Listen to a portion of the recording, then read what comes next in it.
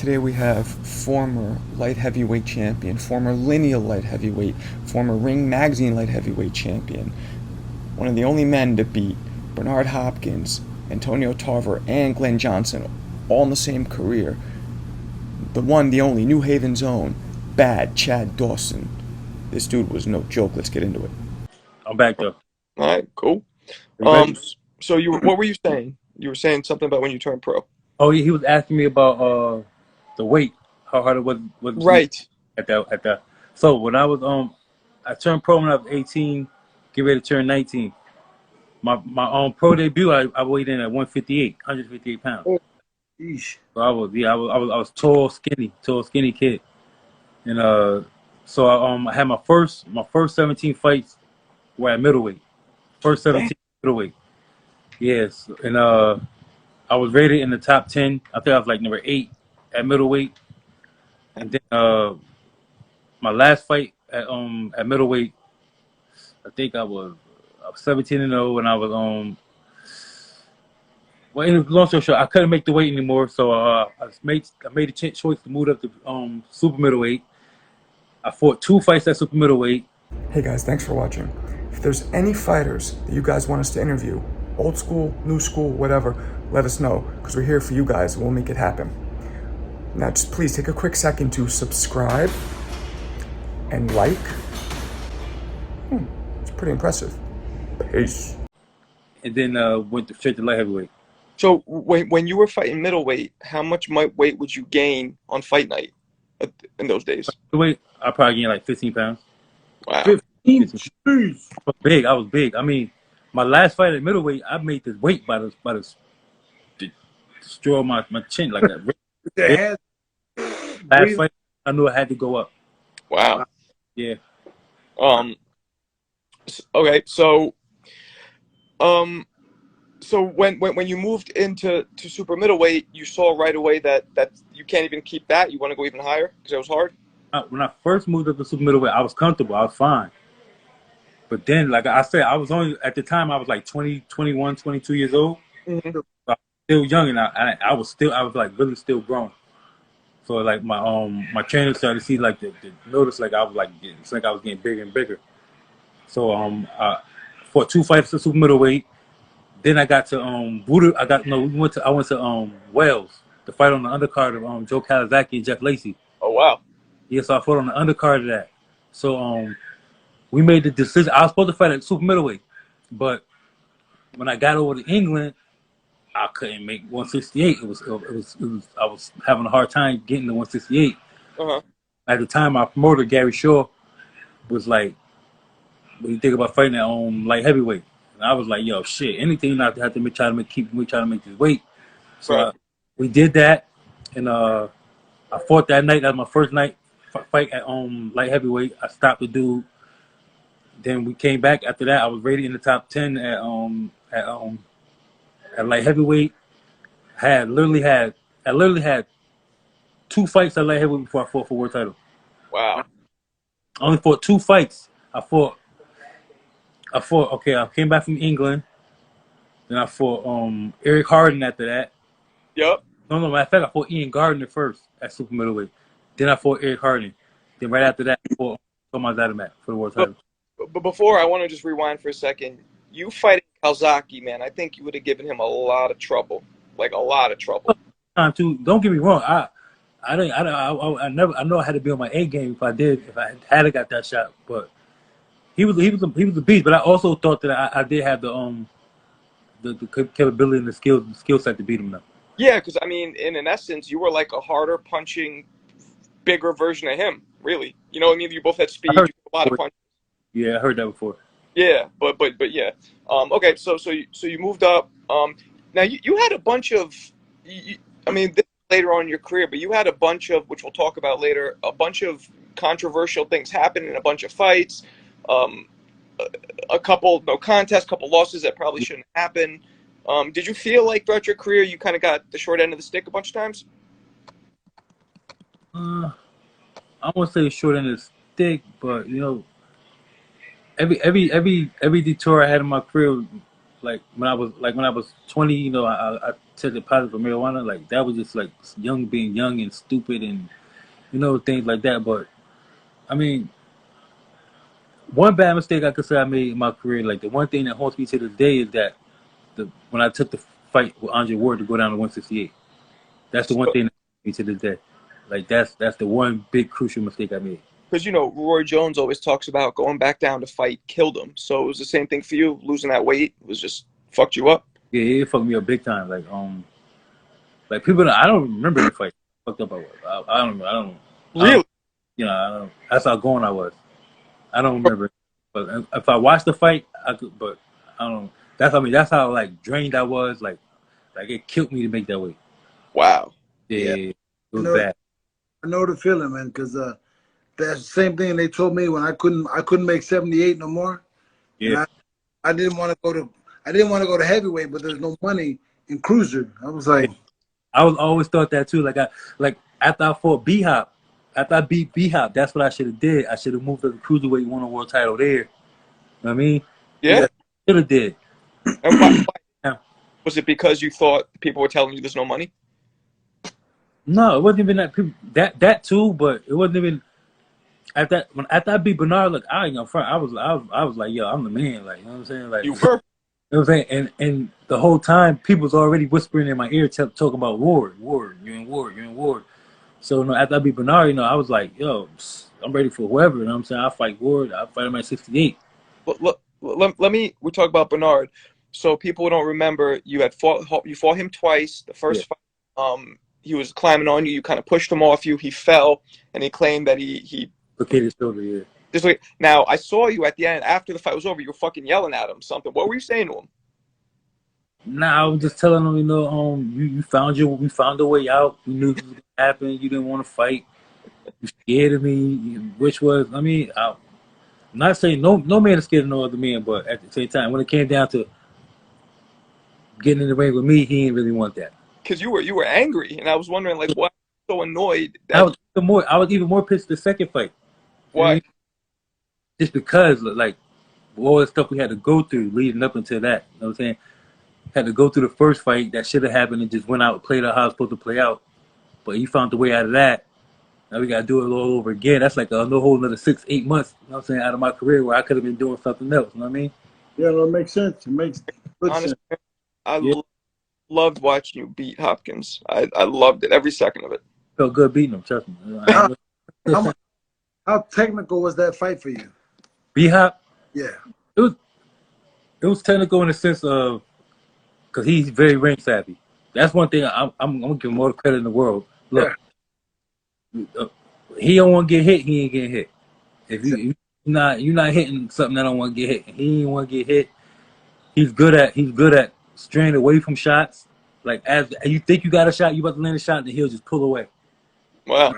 Just a little tactic that he pull. Hold in and the sneak head button and all that stuff. That's enough to frustrate anybody. Got some people and they're gonna watch the fight again because of what you're He's talking. so much to keep my emotions under control. All the stunts he was pulling, that was the part.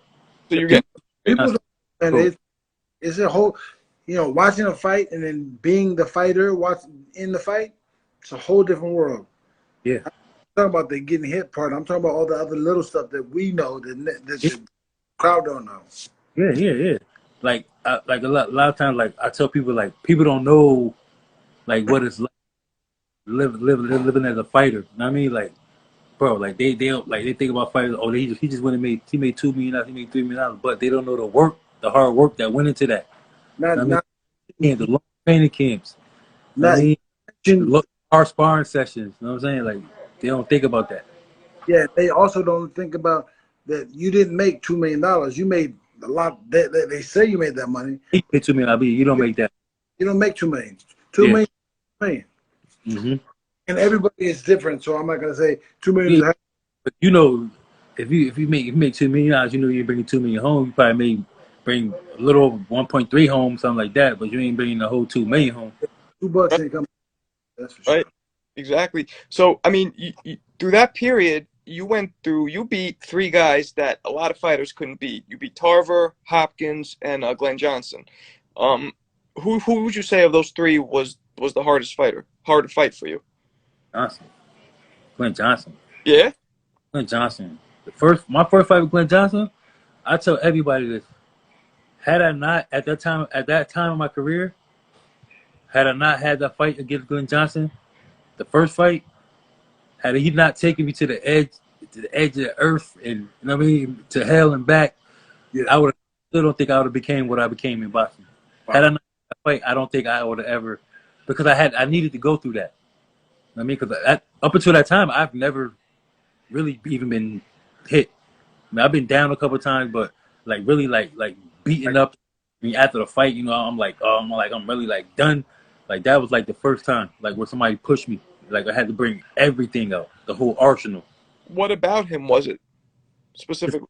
It's determination. I mean, I hate this guy with everything but the kitchen sink. He just kept coming, and I want to say the veteran moves the veteran things that he did, like the tapping. We get in a clinch. He'll just keep tapping me in the stomach, boom, tapping me in the stomach, boom, tapping me in the stomach. But by like the 9th, 10th round, I'm starting to feel the effects of that. Oh wow. Yeah. Little tricks that like only we know. I mean, like at that time I didn't know that, but now I do know that, learning that from him. But he's just a crap. He's just a dog, man. Dog. Wow. My career. Those are for fighters, and I know just what I mean, because there's some guys, man, they're not gonna beat you, but they're gonna beat the shit out of you. Yeah. And they don't win the fight, but man, what you come away with from that fight is like, I'm never fighting him ever again. Yeah, I thought I was gonna fight Glenn Johnson. I told everybody I was gonna fight Glenn Johnson again, but I ended up fighting him a second time Why? because I won. I knew the first fight, because a lot of people didn't think I won that first fight. There was a few people thought, there were people that didn't think. Even the night when they announced the winner, like but even though it was in Florida and that's where he's from, but still, like there's some people that thought that was a real close. So I wanted to do a rematch because I know I could make the fight easier than it was the first. But the first time I fell into his game plan, and I started brawling with him and banging with him, which is what he wanted. So I mean, and in the second fight, I just went out and I did what I do. I boxed. I didn't want to get hit, so I stayed away from getting hit, and I boxed him. We interviewed he's real cool with us, Montel Griffin, who also fought Glenn, and Montel is pretty sure Glenn was juicing. I don't know if he was like, I've never been in the ring with somebody who just gets stronger every round.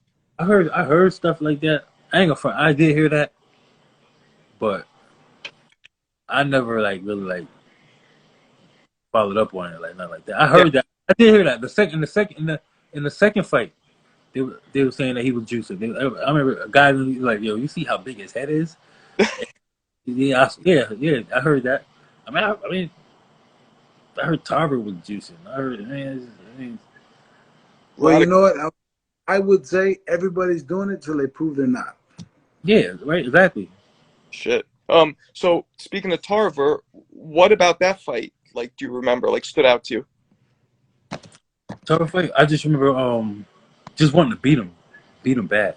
Just wanted to Tarver the first fight, man. I just want to shut him up, man. I don't know. Tarver just. I mean, we cool now. We see each other every once in a while out or something like that. But we're cool now. But at that time, yeah, I didn't have too much love for Tarver. I just want. Like I was for the first Tarver fight. Like I was in crazy shape. Like that's how bad I really wanted to beat him. I wanted to beat him easy and convincingly. Mm-hmm. So I mean that's what happened in the first Tarver fight. That's why I let my hands go. I mean, I was just on that night. I was just on. Yeah. No, you definitely. Has there ever been another champion out of Connecticut?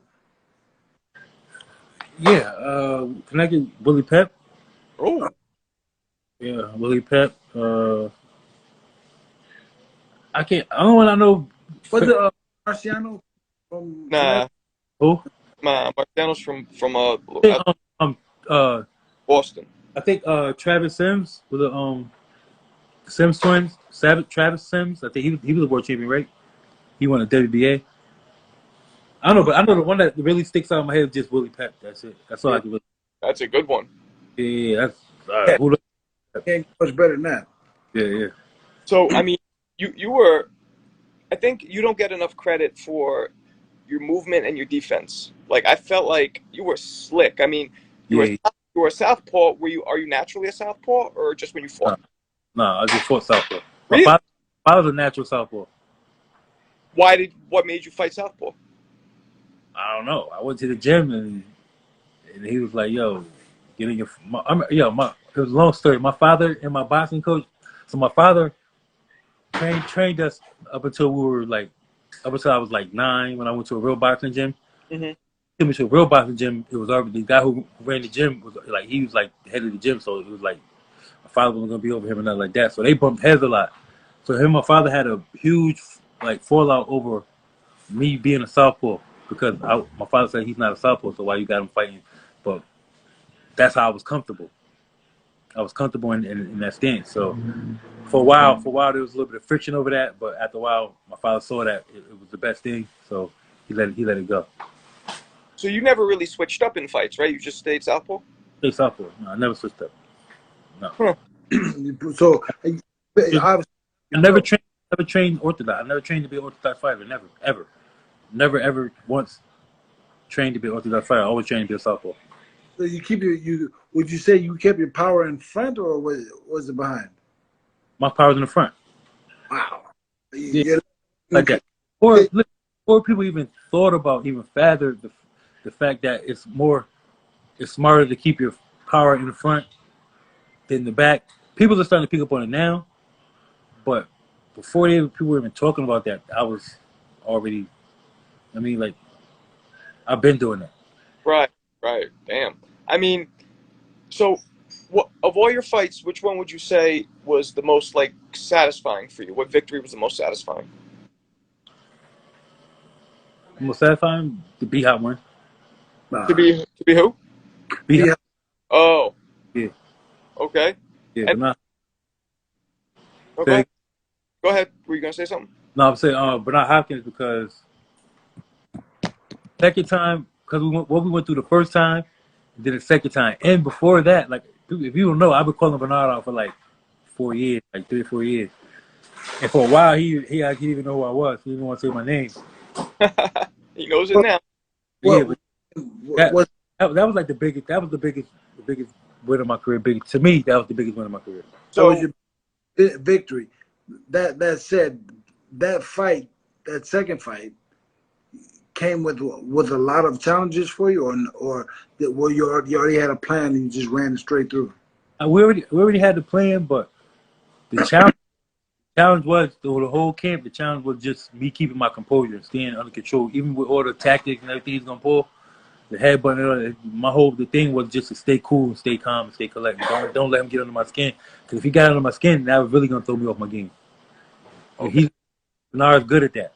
I mean, he did it with the rematch with Roy. Roy didn't know what hit him in that rematch because B-Hop came out and just ran him over. I also think that Roy was not, you know. He wasn't the same Roy. No, he's not. But at the time, still the tactic that Bernard pulled in that fight. I mean, tackling him and hitting him low and all that. I mean, that takes a lot out of a fighter, mentally and physically. Wow. So now the opposite. What fight would you say was your most disappointing fight? Most disappointing fight. My most disappointing fight definitely a Donna Stevenson fight. And I say that it was the most disappointing fight because I was just coming off the Andre Ward loss. And you know, when you come off a loss like that, all you think about is like reinventing yourself. Like, so how you gonna come back and you're gonna change everything? You're gonna be different here. And I had a great training camp, like a great training camp. Like I was in crazy shape, like, and I knew it. I felt it. I looked at my body in the mirror. I know I was in like crazy shape. And then to go out there and just, like they always say, the punch that you don't see is always gonna be the punch that's gonna, take you out. And that's what happened. I never saw the shot coming. It was just, yeah. Well, did you ever try and get a rematch with him? Yeah, we definitely tried to get a rematch, but that never panned out. I mean,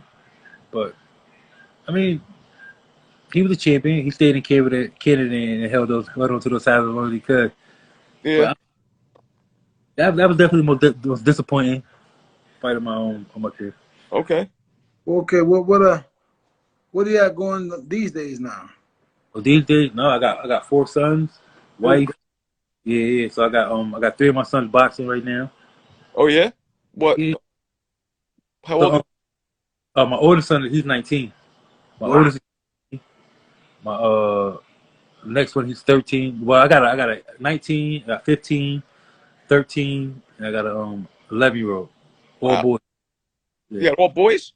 Yeah, all boys. Wow. Yeah. That's Hey, a, My is it, father had 5 boys in a row. wow. Then he had 2 girls, Boy, wow. I'm all sorry. same. So is your 19-year-old still an amateur? Yeah, he's still an amateur. Yeah, he's still an amateur. He picked it up kind of late. Well, 15, that's not late, but he didn't really show interest till he was like 15 when he really started sitting down and watching me fight on TV and stuff like that. You know? Is he? Are they looking to turn pro?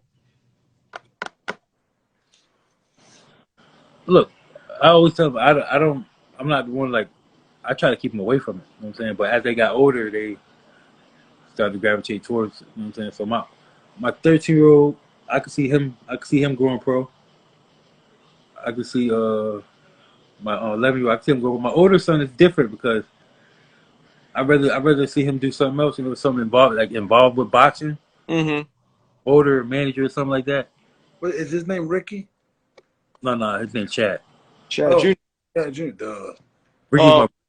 Rick's my brother and my father. Oh, that's all. Father's name is Rick, and I got a brother named Rick. Damn. Damn. So look, throughout the years, is there anybody that you sparred? Any world champions? Anybody that we would know about? Some people you sparred? Yeah, I mean, I've sparred Badu Jack.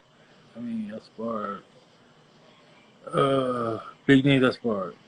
I really can't really. I mean, the guys I sparred early coming up in my career, they probably I sparred Michael Hunter a while ago. I sparred Andre Durrell. When I was out in Vegas, I sparred a lot of people, a lot of guys. Speaking of, you sparred with Jake Paul, didn't you? Yeah. I just recently sparred with Jake Paul. Yeah. So what recently? Like when? Last week. Last time I sparred him was last Thursday.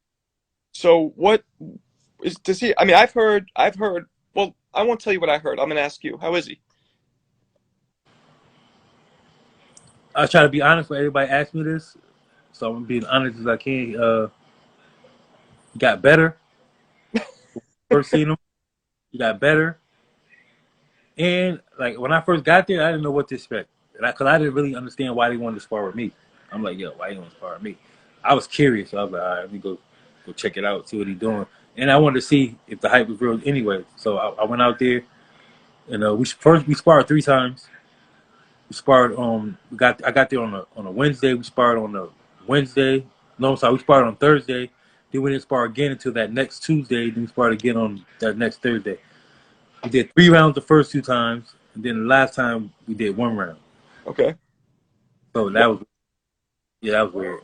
So, He wanted you to do 1 round. huh? He planned the 1 round. That was just what they planned. Yeah.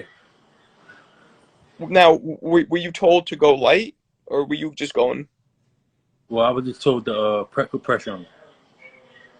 And I mean, so Did he break?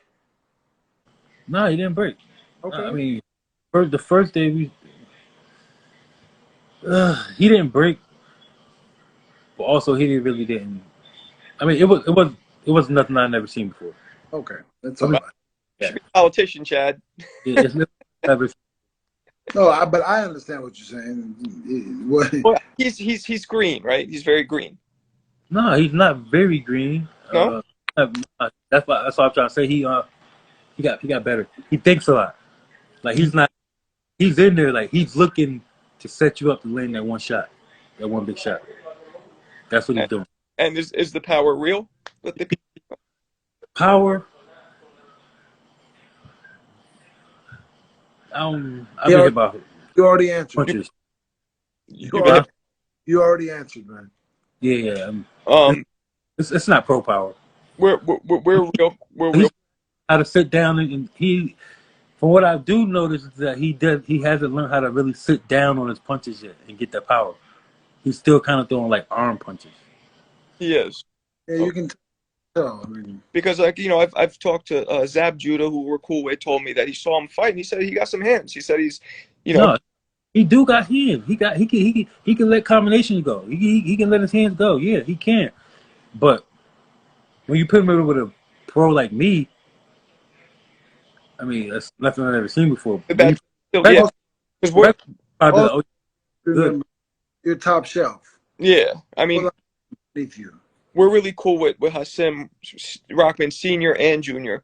Yeah, So that's why I'm asking, because they were about to fight, and I think I'm surprised that he took that fight against Hassim, because Hassim has a lot of experience, yeah, but you got to understand the science behind it. which is, We're gonna drain him down to 205. Yep. They were and gonna from experience, right? That would have made a big difference. yeah, they were gonna drain. And what Huge. that happens, what was gonna happen? Not saying that Jake Paul was gonna beat him. Not 'cause I can't say that, but It makes it a whole lot more level. yeah, I mean that would have took his level down a notch. Not being able to move how you want to move and not having the right energy, and I mean, Exactly. So Exactly. so it seems like he's fights like a good amateur, I guess, something like that. All right. look, I said this. This is what I said. I said that if I was his trainer, I would start him from 0 and take him through the process like a real pro. You know, get him the 5, 6, 8 guys, beat up on, get his confidence up. You know, get his confidence high. You know, a lot of people don't know. Confidence is what makes fighters better. When they start getting that confidence, that's what makes them better. So Exactly. I would take him and I would treat him like a real up and coming prospect. Like I'll feed him some fights, get his confidence up. Well, You know, 15, 16, you know what I'm saying? Get that him yeah, trained. that's what they're doing until they did this. They're about to make this huge jump with Hassim. So And they are ranking him in the WBC. that's crit. I mean, that must make fighters like I fought, but I didn't fight at you guys level. That must make fighters like you guys fucking so annoyed how much work it takes to really get ranked. I mean, that to me is more like a publicity stuff. It's crazy though that somebody could be ranked. It's I don't crazy. think he's not even ranked right now. But they were gonna rank him if he beat Hassim. Yeah, like that would have been a slap in the face. That's what I'm saying. Yeah, but Face to the guy who's rated above him, that's rated above him. Every other world underneath him. Everybody. Everybody. so. Chad, I remember this thing, and I don't know whatever happened to it. You were gonna fight Vitor Belfort, weren't you? Yeah, that fight was gonna happen. But what happened with the I don't know what's going on with Triller, what they got going on, but Jeremy, last he was gonna fight the guy who beat Holyfield, the guy that you wanted to fight. yeah. Yeah, I wanted to fight him. Oh, Holyfield, that's he want to fight him. After he beat Holyfield. I wanted to show him what not to do to one of our champions. That's what I wanted to do. That's what I do. So what happened? How come the fight got pulled? You said this Triller. Yeah, I don't know. So I don't know what's going on their end, but I did it.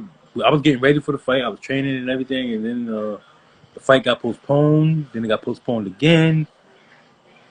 Then they gave us another date, and then after that, it was like, oh, we're gonna pull the plug on this. How are you feeling now? Like fighting now? You're 40 years old, right? Yeah, I'm 40. I'm pretty much done. So you're not gonna fight any more actual fights? Maybe some exhibitions. I do some exhibitions, yeah, but like as far as like, I'm gonna stay away from these young boys. You know what I'm saying? Stay That's away. because I remember you were the young boy. Yeah, Everybody I was just took the words right out of my mouth just now because I remember when I was a young boy. You know what I'm saying? When I was beating up on Tarver, you know what I'm saying? Everybody know those guys. You know? It's a young man's sport. Do you feel though? How do you feel like in terms of your skills? You still feel sharp, or you can feel your age? No, I don't feel my age at all. No, I still train. I train just about every day. I get up and do my 6 miles every other day. I go to the gym. I train with my sons. You know what I'm saying? I'm still doing my push-ups, my sit-ups. You know, staying. People don't realize after boxing, that's the only thing we can't do is, you know what I'm saying, stay in shape. One thing we know how to do, you know what I'm saying, stay in shape, stay healthy. Jeremy went through like depression when you stopped fighting, right? Yeah, Yeah. I had it. Yeah, you And, the bad man. Say that again. No, go ahead. Jeremy. What were you saying? I said, yeah, it would be, that's all I did my whole life. It wasn't like I did something else. So for me, once that ended, I had no clue what to do. Yep. I was You feel just that way too, Chad? Yeah, I feel that. I definitely feel that way, but my depression started before my career's even over. You know what I'm saying? Like, it's like, it was different. You know what I'm saying? Because you go through depression, like, you go through it, and then next thing you know, 2, 3 years don't went by. It's like, Wow. then you wake up like, 10. yeah, I believe it. I believe it. Wow. And it was it triggered by your career or by just other things? I mean, I don't want to get it's health more health wise Mm. than but more health Okay. wise. Okay. So Right. let me ask you something that we ask all the guests on our show. First thing, can you name your 5 greatest fighters of all time in your opinion? 5 greatest fighters of all time. In your opinion. Now, my 5 is gonna be kind of different, kind of awkward. Because every time I get my 5, everybody's like, "What?" Here's my 5. This is. I grew up. In my opinion, Roy Jones Jr. was the most talented fighter I've ever seen. I'm with you. More, that's just my opinion. I'm not. I'll Most take talented I've ever seen. Not saying he's my. This is not even in order, but I'm gonna give you my 5. Roy Jones Jr., Marvin Hagler, Sugar Ray Leonard, Muhammad Ali. Then I'm gonna go with Joe Louis. You know what? I like you, man. That's a good list, man. That's a good list. And you never moved around with Roy Jones, did you? No, I don't move around with him now. I met him a few times, but every time I met him, it was always love. He Yeah. always showed love. Yeah. Yeah, we've interviewed. Cool. Yeah. All right. So also now, who are your top current 5? My top current. That's tough. Because most of them gonna be in the lightweight division. You know, I mean, Tank, Shakur Stevenson. I mean, those are my 2 favorite right there right now. Tank and Shakur Stevenson, Earl Spence, Terrence Crawford. Even they gotta fight each other. I mean, I still love Lomachenko. Um, who do you got? Crawford versus Spence. Who do you got? Man, so I don't know, 50-50. It's Yeah. 50. Know what I do? I like to wait until the build up of the fight go on. Then I got like sneak inside their training camps and watch what they do in the training camp and listen to their interview and see how they talking and see where their mind is at. And then that's how the day of the fight I might make my decision then. But like that's a tough fight. I can't like really like just off the top of my head just say who's gonna win that fight because there's a lot of breaking down you gotta do. It's Because a tough one. that fight could go anyway. I mean, you got even in your old weight class now. You got Better BF. What do you think about Yeah, him? spar with him. You did? Yeah, When was this? spar with him. Did I go to Canada twice to spar with him? No, once. I went once. I went once to spar with him, and I went another time to spar with what's the other light heavyweight guy? Bivol? No, not him. He got stopped by he's from Canada. He got stopped by Joe Smith. Oh, Pascal? No, not Pascal. No, Pascal wasn't Canadian, was he? Joe Smith knocked him out. What's his name? He's Spanish, I think. Forget. But so when did you spar with Better BF? How long ago? I think it was when did the pandemic start? 2001 to 2020 pandemic started. 2000. Yeah. So it was the beginning of 2019 And because I had to leave Canada early because it started shutting down the airports and stuff. oh, as a matter of fact, now it's coming to me. John Scully, who trained you, also. Yeah, he was there too. Right. Out there. He told me Scully said that the power he's felt and seen from Better BF is like something he's never seen before. Did you feel that in there with him? Yeah. Yeah. Yeah.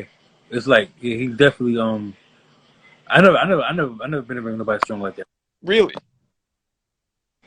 And when I say When you say what? put pressure on, I thought Canelo put a lot of pressure on fighters, and it broke them down. But this guy, So just his presence of coming forward, right. because you can't back him up. He's not trained to go backwards. So it's like he's putting the pressure on you, and that's just draining you.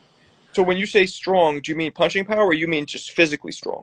Physically strong, punching power. Physically strong and punching power. Wow. Yeah. We spar, yeah. We have, yeah. It was. Wow. Don't get me wrong. I held my own, but yeah, it was Yeah. different. Wow. Yeah. 'Cause that's what people are saying, and you never moved around with what's his face, the other Crush Kovalev. Nah, never. Nah, never even met him. So who did you want to fight in your career that you never got the chance to?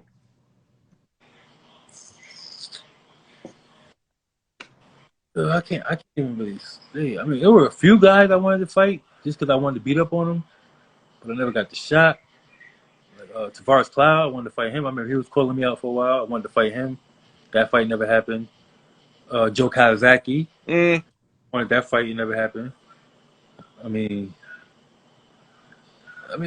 that's about it. But like, I always thought like towards like the end of my career, like I always wondered where was Kovalev at? Where were these guys at when I was like at the top? Because you weren't around. I didn't even hear these guys until like my career started to like fade out. yeah. And, I've never even heard of Kovalev until like right after like I lost the award and then the Stevenson loss. Then that's when he started to come. He started to emerge and started to hear him. So yeah, a lot of I didn't even hear about. it was like on the tail end of your career. About him. I remember people saying back when you got your first couple losses, that your reflexes were one of the big reasons, kind of like Roy Jones, why you were so effective. Do you agree with that? That you got older, the reflexes started going? When you say reflexes, when people say reflex, I don't call it reflex. I call it athleticism. Okay, same thing. It's being athletic. Okay. Like that's how I always looked at myself as being. I was just more athletic than everybody. Even in high school, like I played football, I played basketball, I ran track, and I was always faster than everybody. I always jump higher than everybody, and I think that's more so to the work that I put in early with from boxing. Like people always like, oh, the first sport you should put your kid in is soccer because it helps them with the eye coordination, footwork, things like that.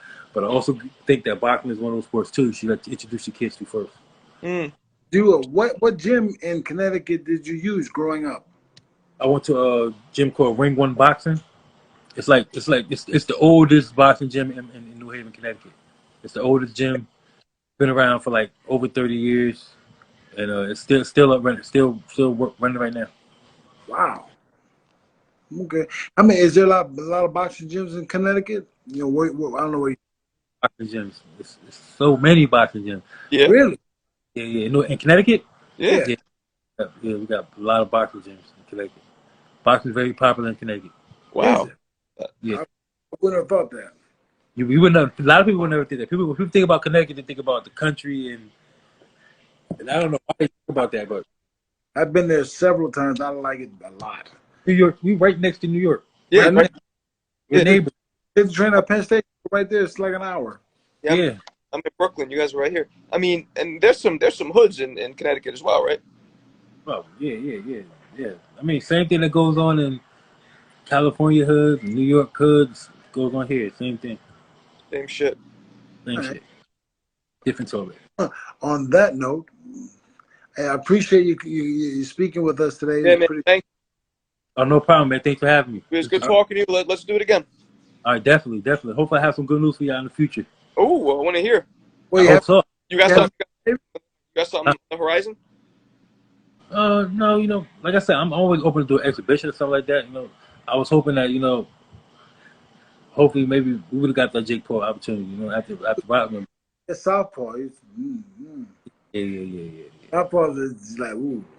Yeah. He's a Southpaw. Don't make Yeah. it bad. Yeah. Well, all right. Talking to you. Have a great so much. You too. All right, peace out, man.